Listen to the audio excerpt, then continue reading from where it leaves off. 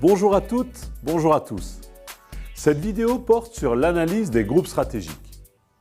Cette analyse permet un diagnostic très utile de l'environnement concurrentiel d'une entreprise, et plus particulièrement de son secteur et surtout de ses concurrents les plus directs. En effet, peut-on considérer que dans une même industrie, toutes les entreprises sont directement concurrentes? Par exemple, dans le secteur automobile, peut-on considérer que Lamborghini est directement concurrent de Renault? Dans l'industrie des bijoux, pensez-vous que les magasins situés à la place Vendôme à Paris sont directement concurrents des magasins qui proposent des bijoux fantaisie au centre-ville de Paris?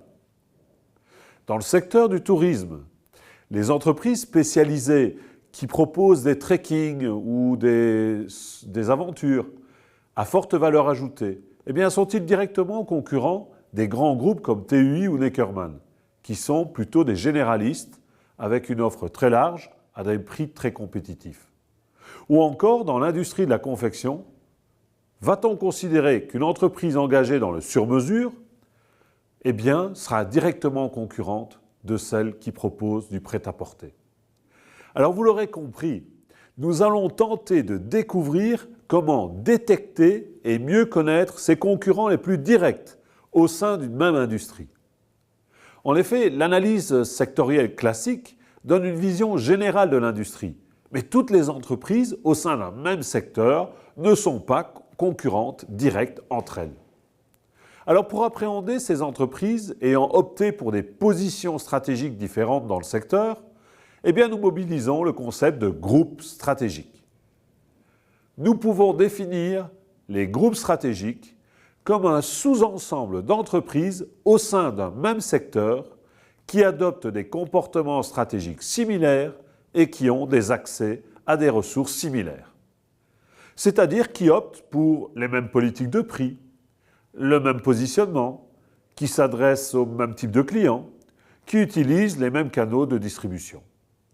L'idée centrale consiste à découper le secteur en groupes distincts à la lumière de facteurs discriminants dans le secteur étudié. Cette analyse repose sur une représentation graphique en 2 dimensions, que l'on qualifie de cartographie des groupes stratégiques. Cette représentation graphique permet de préciser le positionnement des entreprises les unes vis-à-vis des autres, au sein de chaque groupe et entre les groupes stratégiques d'un même secteur. La cartographie des groupes stratégiques peut s'établir suivant finalement une méthode en 4 étapes. La première étape consiste à identifier les caractéristiques stratégiques qui différencient les entreprises au sein du même secteur. Alors c'est souvent une étape stimulante, mais aussi délicate, car il convient d'identifier les critères pertinents dans l'industrie étudiée. Alors voici quelques critères qui sont souvent utilisés. Le rapport qualité-prix, qui peut être faible, moyen ou élevé. La cartographie, la couverture géographique, locale, régionale, nationale ou globale. Le degré d'intégration verticale, qui peut être nul, moyen ou complet. La largeur de la gamme, étroite ou large. Le degré de qualité du service offert, qui peut être très limité ou très élevé. Le degré de spécialisation. L'identification à la marque. Produit blanc versus produit de marque. Le choix des canaux de distribution, la grande distribution ou des distributions plus spécialisées. Ou encore le degré d'investissement en recherche et développement qui peut être faible ou élevé. Il importe de choisir 2 critères qui distinguent bien les concurrents dans le secteur en maximisant les contrastes et en minimisant les corrélations entre ces 2 facteurs choisis. Nous pouvons alors passer à la seconde étape qui consiste à placer les entreprises d'une même industrie sur ce graphe à 2 axes. Par exemple, le secteur pharmaceutique. Vous pourriez utiliser le critère de l'investissement R&D, faible ou élevé, et le critère de la couverture géographique, nationale ou internationale. Cela permettrait de construire un premier groupe stratégique d'entreprises qui ont un investissement R&D élevé et une couverture géographique internationale, comme Pfizer, Sanofi, GlaxoSmithKline, Novartis, Johnson & Johnson. Un autre groupe stratégique serait constitué d'entreprises qui ont un investissement R&D plus faible et une couverture géographique internationale. Ou encore un troisième groupe stratégique qui regrouperait des entreprises qui ont un investissement faible en R&D et une couverture plutôt nationale, comme certaines entreprises pharmaceutiques indiennes. Nous pouvons passer alors à l'étape 3, qui consiste à assigner chacune de ces entreprises qui sont dans cet espace concurrentiel dans un groupe défini. On peut par exemple représenter l'entreprise sur le graphe par un cercle proportionnel à sa part de marché dans le groupe stratégique étudié. Il reste alors à passer à l'étape 4.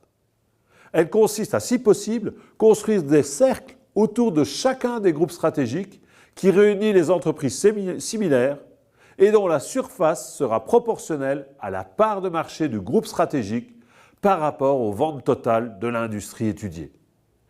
Cette méthode en 4 étapes peut connaître des variantes pour construire par exemple les axes de départ de la cartographie. Il est possible de positionner les entreprises en sous-groupes au sein du secteur afin de faire émerger les 2 critères qui semblent les réunir au sein du groupe et qui semblent les différencier entre les groupes. C'est une variable intéressante si vous éprouvez des difficultés à définir les axes a priori. Mais finalement, quel est l'intérêt de construire cette cartographie des groupes stratégiques? Eh bien, les groupes stratégiques permettent de comprendre les bases concurrentielles dans chacun de ces groupes, d'étudier le comportement des autres membres du groupe stratégique dans un processus d'étalonnage, ou que l'on appelle aussi le benchmarking, en mettant en place une veille stratégique adaptée. Ça permet aussi d'évaluer l'évolution du secteur à travers le temps et la structure de ces groupes stratégiques. Ça permet encore d'identifier des opportunités stratégiques disponibles dans le secteur via finalement des espaces stratégiques qui seraient encore vierges dans le secteur étudié. Bien sûr, il peut exister une rivalité entre chaque groupe stratégique au sein du même secteur. Et l'intensité de cette rivalité dépendra des interactions entre les groupes stratégiques. En effet, est-ce qu'il y a une interdépendance sur le marché ou y a-t-il des chevauchements, par exemple entre des clients visés par différents groupes? Si oui, alors la rivalité sera forte. Cela dépendra aussi de la capacité de différenciation des produits entre chaque groupe. Si elle est faible, la rivalité sera forte également. On peut parler de distance stratégique entre les groupes selon que leurs caractéristiques sont fortement divergentes ou pas. Plus la distance est réduite, plus les escarmouches entre les entreprises concurrentes ont des chances d'être intenses. Au terme de cette analyse, l'entreprise pourra alors évaluer 3 options stratégiques possibles.